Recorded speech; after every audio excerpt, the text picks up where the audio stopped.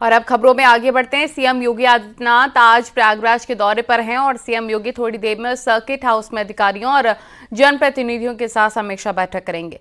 बैठक के दौरान प्रयागराज महाकुंभ की तैयारियों और 13 दिसंबर को पीएम मोदी के प्रस्तावित दौरे को लेकर समीक्षा की जाएगी।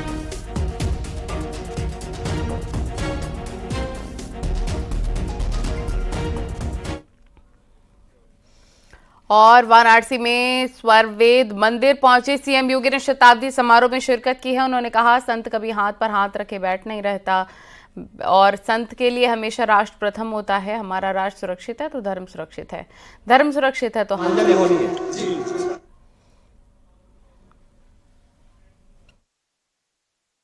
हर काम देश के नाम, हमारा हर कार्य देश के नाम होना चाहिए। हमारा व्यक्तिगत कोई अस्तित्व नहीं। हमारा देश सुरक्षित है तो हमारा धर्म भी सुरक्षित है। हमारा देश सुरक्षित है, हमारा धर्म भी सुरक्षित है। हमारा धर्म सुरक्षित है, हम भी सुरक्षित हैं। नया भारत, एक भारत श्रेष्ठ भारत के दर्शन हम कर रहे हैं। यहां पर विकास भी है तो विरासत का सम्मान भी है। आप यहां पर सदाफल गुरुदेव महाराज के जिस विहंगम योग संत समाज के कार्यक्रम के साथ जुड़ रहे हैं, ये उसी विरासत का सम्मान है जो आज से 100 वर्ष पहले सदगुरु सदाफल देव जी महाराज ने प्रारंभ किया था। उसी का निर्माण आचार्य स्वतंत्र देव जी महाराज, संत प्रवर श्री विज्ञान देव जी महाराज, उसी परंपरा का अनुसरण करते हुए उसको एक नई मजबूती के साथ आगे बढ़ाते हुए जन जागरण के एक बृहद अभियान के साथ जुड़ रहे हैं।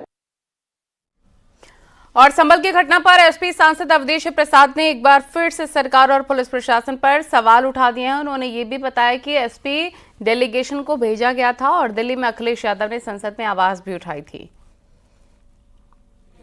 हमारे नेता अखिलेश यादव जी ने सबसे पहले उत्तर प्रदेश के विधानसभा में विपक्ष के नेता माता प्रसाद पांडे जी, जो एक सीनियर पार्टी के नेता हैं, विधानसभा का अध्यक्ष 2 बार रह चुके हैं, उनके अध्यक्षता में एक प्रतिनिधिमंडल भेजा था कि जाएं संभल में और उनके ऊपर जो जाप्ती हुई है उस जाप्ती और के बारे में देखें, परेशानियों को देखें और आकर के उसको बताएं। और लोकसभा के अंदर भी माननीय नेताजी ने, अखिलेश जी ने सवाल रखा था। और मायावती की संभल घटना पर एसपी कांग्रेस के कोसने पर अब बीजेपी के वरिष्ठ नेता मुख्तार अब्बास नकवी का बयान आया। उन्होंने तंज कसते हुए कहा, अब ये लोग आपस में भिड़ने लग गए हैं। आपस में ही जो है वो सिर फटोवल कर रहे हैं, मोदी जी से लड़ते लड़ते आपस में भिड़ रहे हैं। तो पहले ये भिड़ लें, आपस में अपना जो है वो हिसाब किताब पूरा कर लें। लेकिन उसके साथ ही साथ हमें इस बात को समझना चाहिए कि इस किसी भी तरह के जो है वो सीरियल सांप्रदायिक साजिशों के सिंडिकेट के संक्रमण से सावधान रहना होगा। जो लोग जो है वो सीरियल साजिशी सिंडिकेट है, उनके सांप्रदायिक संक्रमण से समाज को भी सावधान रहना होगा और सरकार सावधान है ही।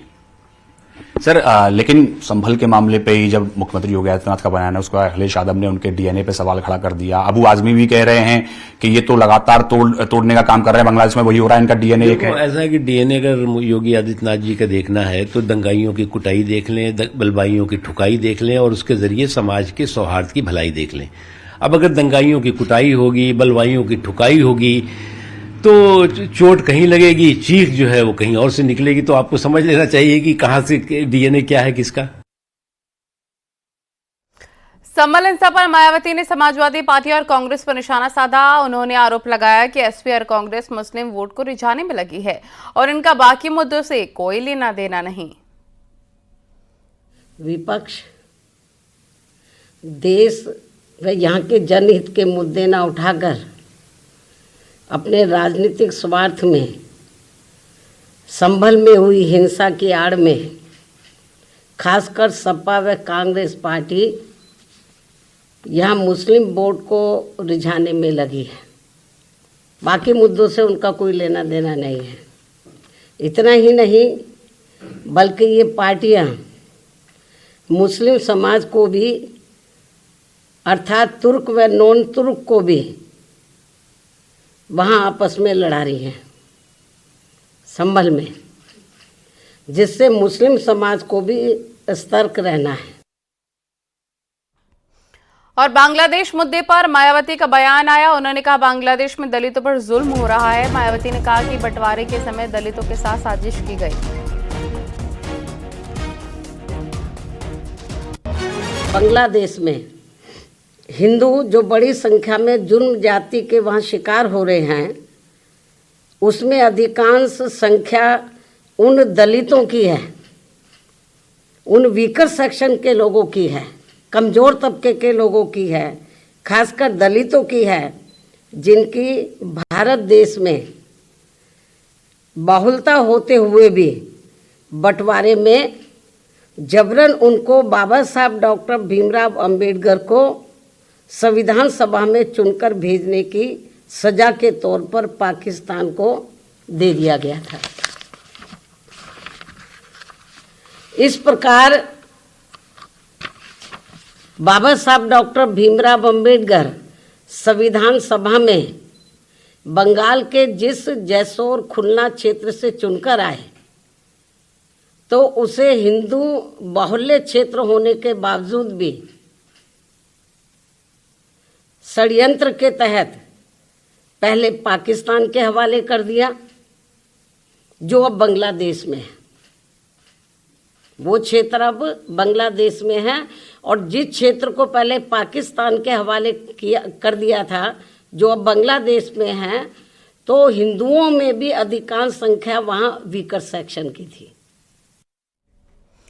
बसपा अध्यक्ष मायावती का अपने एक नेता को पार्टी से बाहर का रास्ता दिखाना इस वक्त चर्चा का विषय बना हुआ है। दरअसल समाजवादी पार्टी से नाता जोड़ने पर मायावती ने अपने पार्टी के एक बड़े नेता को पार्टी से बाहर का रास्ता दिखा दिया, जिसके बाद मायावती के गुस्से का दिलचस्प किस्सा हर तरफ चल रहा है। देखिए रिपोर्ट।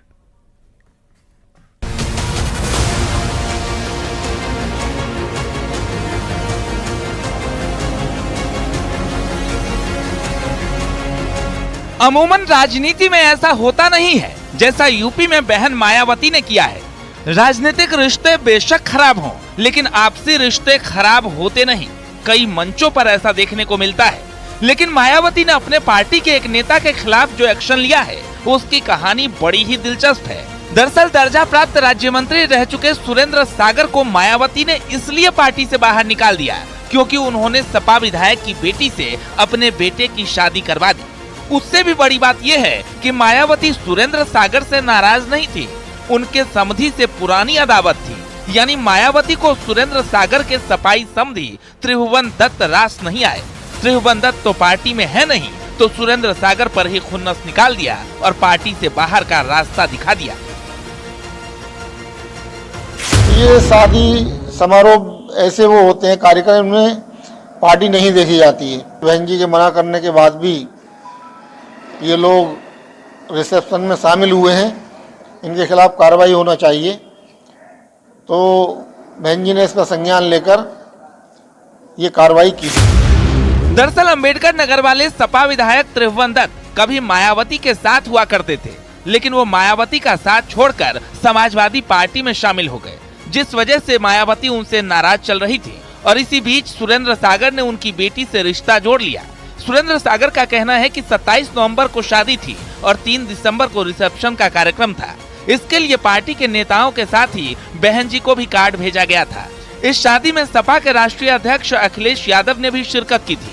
अखिलेश यादव के साथ सुरेंद्र सागर की फोटो वायरल हुए, जिसके बाद मायावती ने नाराजगी जताई थी और शादी के रिसेप्शन पार्टी में बसपा के जिम्मेदार नेताओं को जाने से मना किया था। बहन जी को अपनी पार्टी भाजपा में विलय कर लेनी चाहिए, सबसे बेहतर है।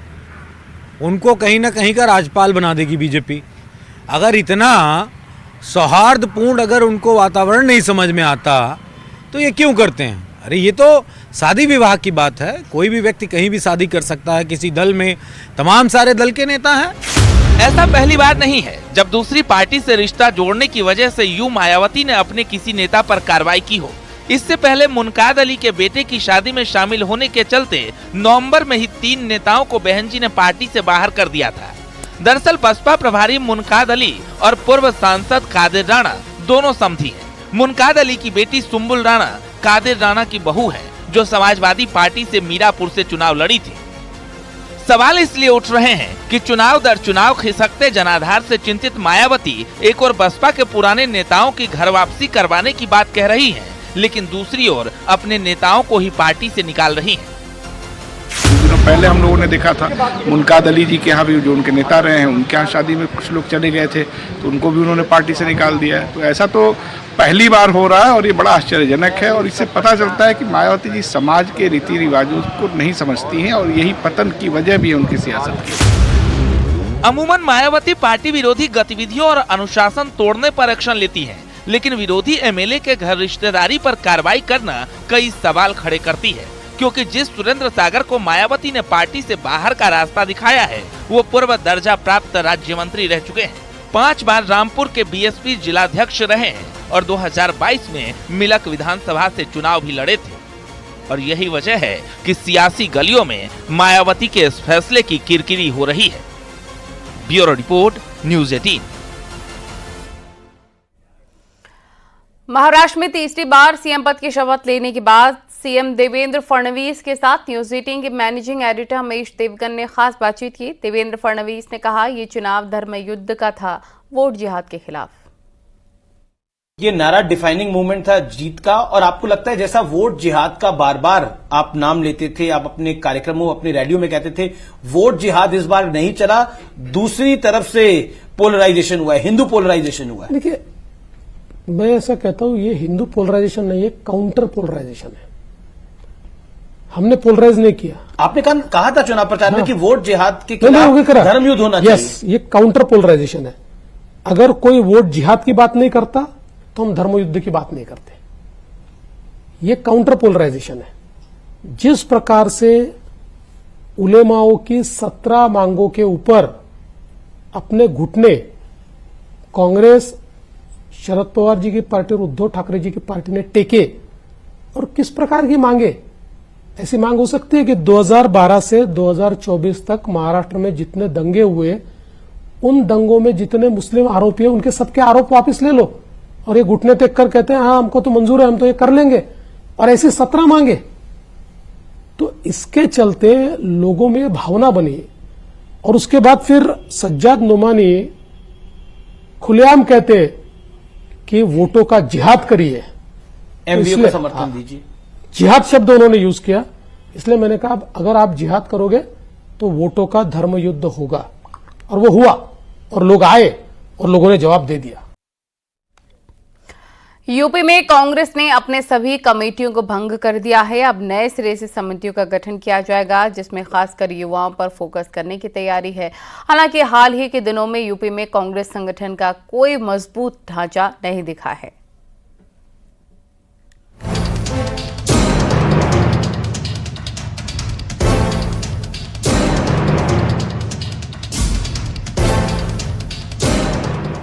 यूपी में कांग्रेस ने सभी समितियों को भंग कर नए सिरे से कमेटी गठित करने का प्लान तैयार किया है।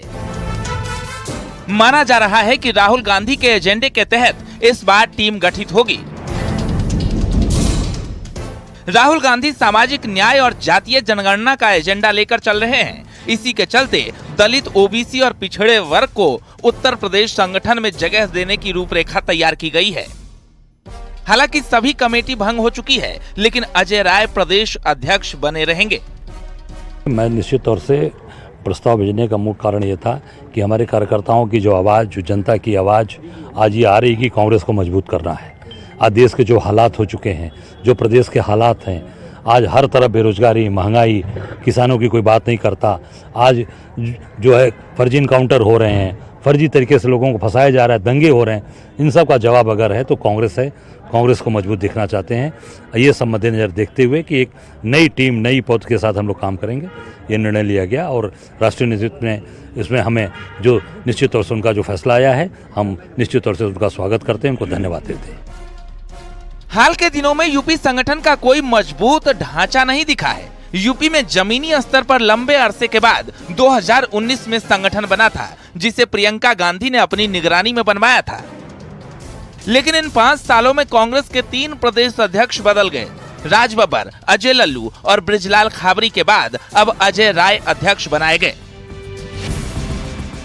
इस दौरान कांग्रेस 2019 का लोकसभा और 2022 का विधानसभा चुनाव हारी, जबकि 2024 के चुनाव में सपा से गठबंधन करने के बाद उसे 6 सीटें मिली। इसलिए कांग्रेस ने यूपी संगठन को भंग कर नए सिरे से तैयार करने का प्लान तैयार किया है। जो हमारे मजबूत कार्यकर्ता, जो मजबूत हमारे साथी हैं, वो सब लोग साथ काम कर रहे हैं और आने वाले 2 से ढाई महीने में, मैक्सिमम 3 महीने में आपको बूथ स्तर तक के कार्यकर्ताओं का मैं नंबर दे दूंगा, मोबाइल नंबर दे दूंगा।